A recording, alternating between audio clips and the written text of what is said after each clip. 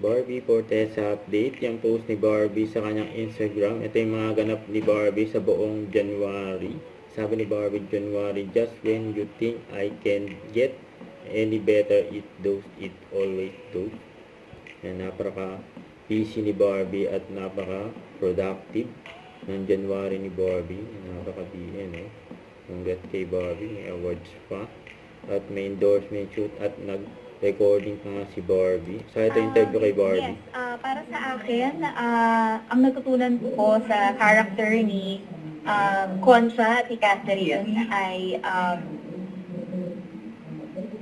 love may be forgotten, love may be forbidden, pero love will always stay.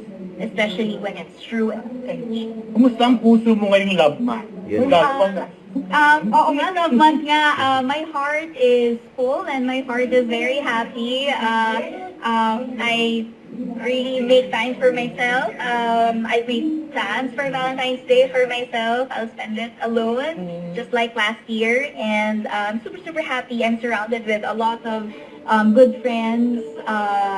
Kung nakita nyo, ang sipag ko na ulit tumakbo kasi ang dami ko ng mga kaibigan na nagyaya sa akin tumakbo, and it brings me so much joy na nakaka-inspire din kami ng iba to have a healthier lifestyle. So, travel ka ulit? Yes, pero for a bit. I'm gonna attend my friend's wedding lang, pero I'm gonna come back kasi may trabaho na. Thank you po. Thank you!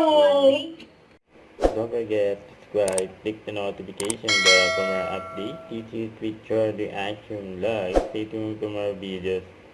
See ya!